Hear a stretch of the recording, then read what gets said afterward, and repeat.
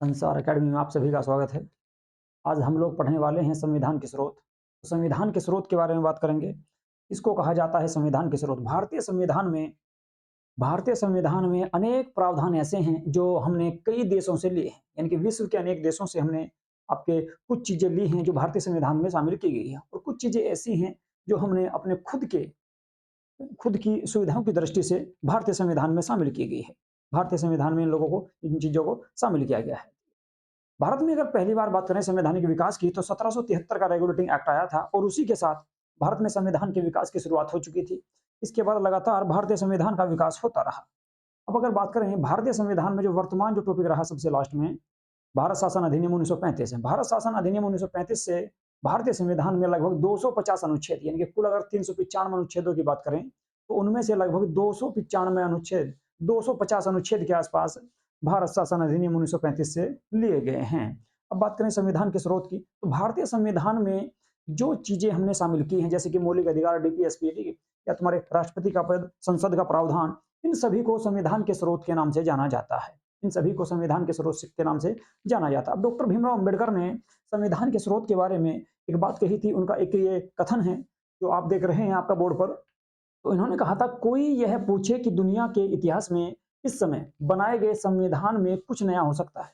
यानी कि इन्होंने कहा, अगर कोई ये पूछे कि क्या इस समय दुनिया के बनाए गए किसी भी संविधान में, दुनिया के इतिहास में इस समय बनाए गए संविधान में कुछ नया हो सकता है, तो केवल एक नई चीज है, यदि कोई हो सकती है, तो वह है विफलताओं को दूर करने और देश की जरूरतों को समायोजित करने के लिए संविधान की विविधताएं।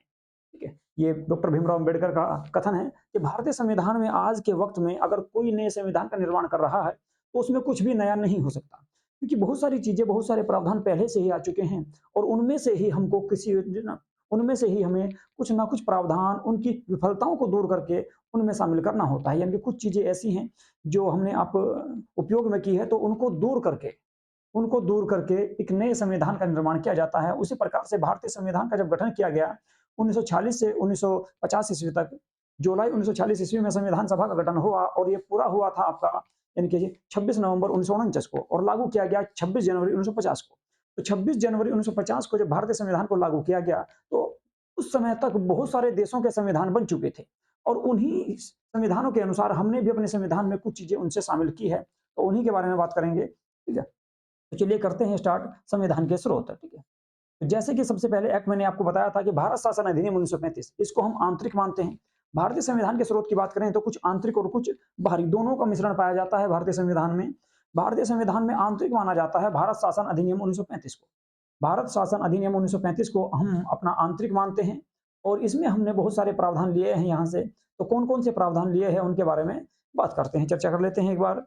तो भारतीय संविधान के अंतर्गत जो चीजें हमने शामिल की हैं, उसमें सबसे पहले जो आता है आपका भारतीय संविधान के स्रोत में, कि 1935 भारत शासन अधिनियम 1935 के संविधान से हमने क्या क्या चीजें ली हैं। ठीक है, चलिए इसके बारे में बात कर लेते हैं। तो भारत शासन अधिनियम 1935 से भारतीय संविधान में क्या क्या चीजें शामिल की गई हैं। ठीक है, तो देखिए, संघीय योजना, यानी कि संघीय योजना का मतलब है जो केंद्र के द्वारा योजनाएं चलाई जाती हैं, उनका प्रावधान, केंद्र के द्वारा जो योजनाएं चलाई जाती हैं उनका प्रावधान भारतीय संविधान से, वो भारत शासन अधिनियम 1935 से लिया गया है। इसके अलावा राज्यपाल का कार्यालय,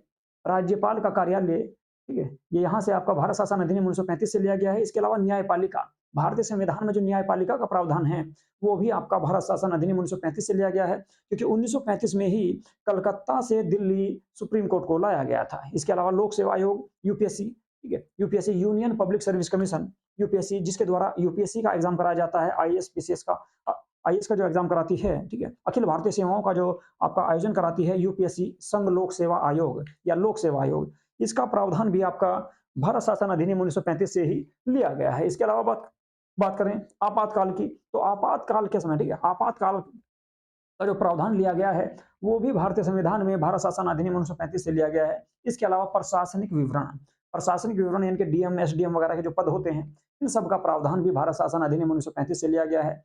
इसके अलावा अगर बात करें राज्य सूची और केंद्र सूची, इन दोनों का प्रावधान भी आपका भारत शासन अधिनियम 1935 से ही लिया गया है। तो भारत शासन अधिनियम 35 से कौन कौन सी चीजें ली गई है?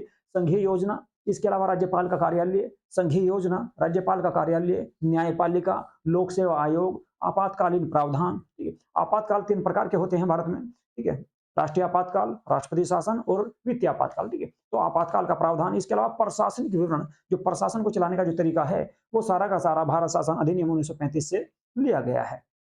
ठीक है जी, चलिए इसके बाद बात करते हैं ब्रिटिश संविधान, यानी इंग्लैंड के संविधान से क्या-क्या हमने अपने संविधान में शामिल किया है। तो ब्रिटिश संविधान से जो चीजें शामिल की गई हैं, एक तो संसदीय सरकार, यानी कि संसद की सरकार होगी। संसद यानी कि राष्ट्रपति, प्रधानमंत्री और तुम्हारे आपके जो है ओ सॉरी राष्ट्रपति, लोकसभा और राज्यसभा से मिलकर संसद बनेगी और संसद के अनुसार ही भारतीय शासन व्यवस्था को चलाया जाएगा, यानी कि भारत में एक संसदीय सरकार होगी। ठीक है, इसका प्रावधान भी आपका कहाँ से लिया गया है? इंग्लैंड या ब्रिटेन के संविधान से लिया गया है। इसके अलावा कानून का शासन, कानून का शासन भी कानून का शासन भी आपका इंग्लैंड के संविधान से लिया गया है। एकल नागरिकता, भारत में एकल नागरिकता है, इकहरी नागरिकता है। इसके अलावा कैबिनेट प्रणाली, मंत्रिमंडल, मंत्रिमंडल और मंत्रिपरिषद का प्रावधान भी आपका इंग्लैंड के संविधान से लिया गया है।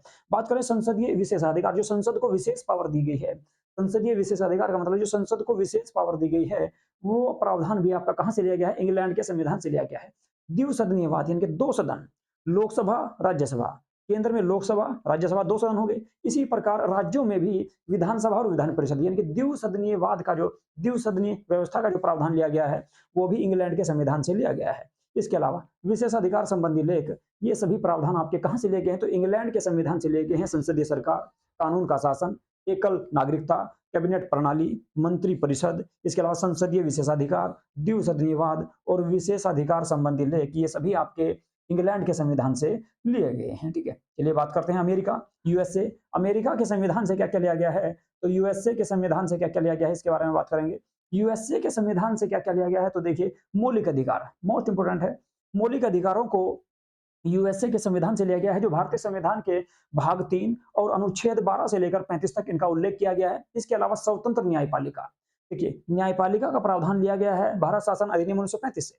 लेकिन स्वतंत्र न्यायपालिका, जो न्यायपालिका है, सुप्रीम कोर्ट, हाई कोर्ट को जो स्वतंत्रता प्रदान की गई है और जो शक्तियां प्रदान की गई है, वे सभी अमेरिका के संविधान से ली गई है, यानी कि यूएसए के संविधान से ली गई है। इसके अलावा राष्ट्रपति का पद, उपराष्ट्रपति का पद, राष्ट्रपति पर महाभियोग, अनुच्छेद 61 के अनुसार राष्ट्रपति पर जो महाभियोग लगाया जाता है, राष्ट्रपति को जो हटाने की प्रक्रिया है, वो आपकी यूएसए के संविधान से ली गई है। इसके अलावा न्यायिक समीक्षा, यानी कि न्यायिक पुनर्विलोकन, अगर सुप्रीम कोर्ट चाहे तो अपने फैसले को बदल सकता है। सुप्रीम कोर्ट चाहे तो अपने फैसले को बदल सकता है। ये सरकार के जो कानून होते हैं, सरकार के जो विधेयक होते हैं, उन सब की जांच करने का अधिकार ही न्यायिक समीक्षा कहलाता है, जिसे न्यायिक पुनर्विलोकन के नाम से भी जाना जाता है। आर्टिकल 137 में इसका उल्लेख किया गया है। इसके अलावा सर्वोच्च न्यायालय, उच्च न्यायालय, सर्वोच्च न्यायालय और उच्च न्यायालय में न्यायाधीशों को हटाना और उनकी नियुक्ति करना, इसके अलावा उपराष्ट्रपति का पद है, ये सभी जो प्रावधान लिए गए हैं अमेरिका के संविधान से लिया गया है। कि क्या? मौलिक अधिकार, इसके अलावा स्वतंत्र न्यायपालिका, राष्ट्रपति पर महाभियोग, राष्ट्रपति का पद, न्यायिक समीक्षा, सर्वोच्च न्यायालय, उच्च न्यायालय के न्यायाधीशों को हटाना या उनकी नियुक्ति करना, इसके अलावा उपराष्ट्रपति का पद भी आपका अमेरिका के संविधान से लिया गया है। इसके अलावा प्रस्तावना, भारतीय संविधान की जो प्रस्तावना है, ये भी अमेरिका के संविधान से ही प्रेरित होकर भारतीय संविधान में शामिल की गई है। ठीक है, अब बात करें आयरिश की। आयरिश संविधान या आयरलैंड का संविधान, ठीक है, आयरलैंड के संविधान की बात करेंगे तो आयरलैंड के संविधान से अक्सर क्वेश्चन आते रहते हैं, तो यहाँ से क्या क्या चीजें हमने भारतीय संविधान में शामिल की है, उसके बारे में बात करते हैं। आयरलैंड के संविधान से डीपीएसपी, यानी कि राज्य के नीति निर्देशक तत्व, राज्य के नीति निर्देशक सिद्धांत या नीति निर्देशक सिद्धांत जिनको कहा जाता है, ये आपके आयरलैंड के संविधान से लिए गए हैं। आयरलैंड के संविधान से लिए गए और भारतीय संविधान के भाग 4 तथा आर्टिकल 37 से लेकर आर्टिकल 36 से लेकर 51 तक डीपीएसपी, यानी कि राज्य के नीति निर्देशक सिद्धांतों का उल्लेख किया गया है, जो आयरलैंड के संविधान से लिए गए हैं। मोस्ट इंपोर्टेंट है, बहुत बार एग्जाम में यहाँ से क्वेश्चन आता रहता है। इसके अलावा राष्ट्रपति के चुनाव का जो तरीका है, राष्ट्रपति के जो चुनाव का जो तरीका है, वो भी आयरलैंड के संविधान से लिया गया है। और राज्यसभा में सदस्यों का नामांकन, राज्यसभा में जो 12 सदस्यों का मनोनयन करते हैं राष्ट्रपति, वे भी आपका आयरलैंड के संविधान या आयरिश संविधान से लिया गया है। उसका प्रावधान भी आयरलैंड के संविधान से लिया गया। तो राज्य के नीति निर्देशक तत्व और राज्यसभा में 12 सदस्यों का नामांकन या मनोनयन भी आपका यहाँ से लिया गया है। इसके अलावा राष्ट्रपति के चुनाव का तरीका जो है, राष्ट्रपति के चुनाव का जो तरीका है एकल संक्रमणीय मत पद्धति के द्वारा, ये भी आपका आयरलैंड के संविधान से लिया गया है। बात करते हैं कनाडा के संविधान की। तो कनाडा के संविधान से क्या क्या लिया गया है? एक मजबूत केंद्र, यानी कि संघवाद, ठीक है, एक मजबूत केंद्र तथा एक मजबूत केंद्र के साथ संघ, यानी कि केंद्र सरकार को राज्य सरकारों से ज्यादा जो पावर दी गई है, वो कनाडा के संविधान से प्रेरित होकर हमने अपने संविधान में शामिल की है। इसको बोलते हैं संघीय व्यवस्था। ठीक है, जिस सिस्टम में, जिस देश में संघ यानी कि केंद्र की पावर राज्यों से ज्यादा हो, तो उसे संघीय व्यवस्था कहा जाता है। ठीक है, तो संघीय व्यवस्था या एक केंद्र के साथ, एक मजबूत केंद्र के साथ संघ का प्रावधान कनाडा के संविधान से लिया गया है। इसके अलावा केंद्र को अवशिष्ट शक्तियां प्रदान की गई हैं, यानी कि राज्य सूची और संघ सूची के माध्यम से राज्य सरकार और केंद्र सरकार को शक्तियों का विभाजन किया गया है। परंतु परंतु कुछ शक्तियां ऐसी हैं जो केंद्र को दी गई हैं, अवशिष्ट शक्तियां, यानी कि जो बची हुई शक्तियां रह जाएंगी ये केंद्र के पास जाएंगी।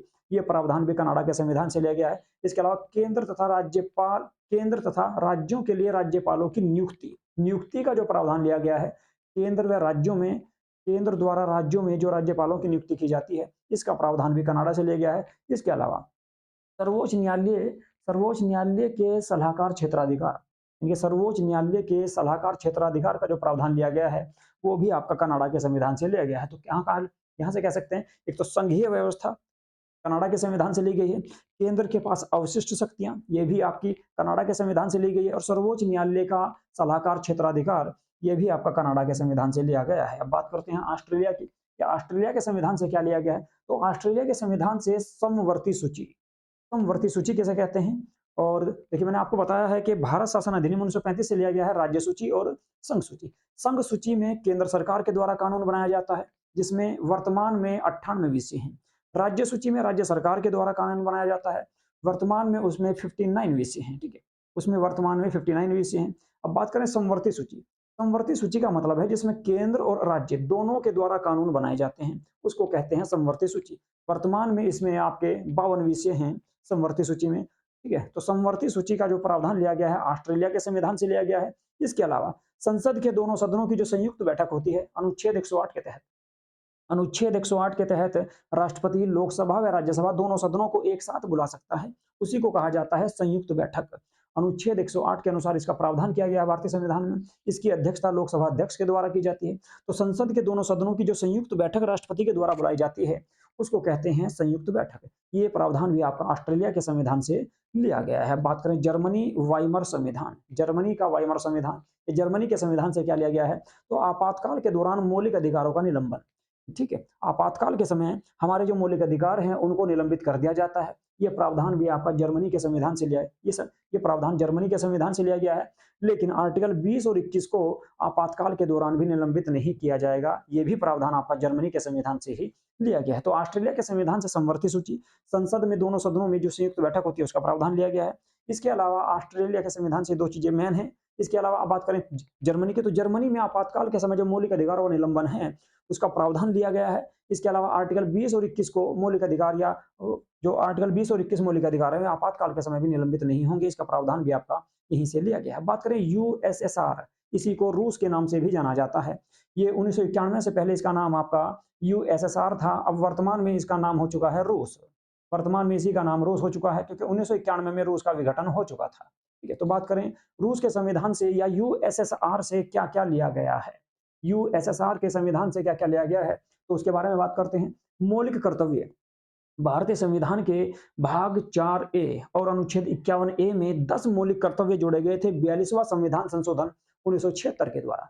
42वां संविधान संशोधन 1976 के द्वारा इंदिरा गांधी की सरकार में भारतीय संविधान में मौलिक कर्तव्यों को शामिल किया गया, और इनके लिए संविधान में भाग 4A और अनुच्छेद 51A जोड़ा गया, और इस समय केवल 10 मौलिक कर्तव्य जोड़े गए थे। ठीक है, तो ये सब कहां से लिए गए हैं, रूस से। इसके बाद 86वां संविधान संशोधन 2002 में हुआ, उसके द्वारा 11वां मौलिक कर्तव्य जोड़ा गया, जिसमें 6 से 14 वर्ष के बच्चों की शिक्षा का प्रावधान माता पिता के द्वारा किया जाएगा।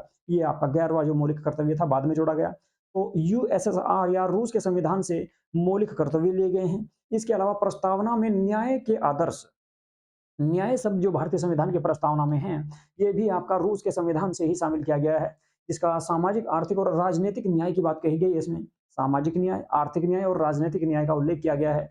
तो ये भी आपका रूस या यूएसएसआर के संविधान से लिया गया है। बात करते हैं फ्रांस की, तो फ्रांसीसी संविधान से भारतीय संविधान में क्या लिया गया है, इसके बारे में बात करेंगे।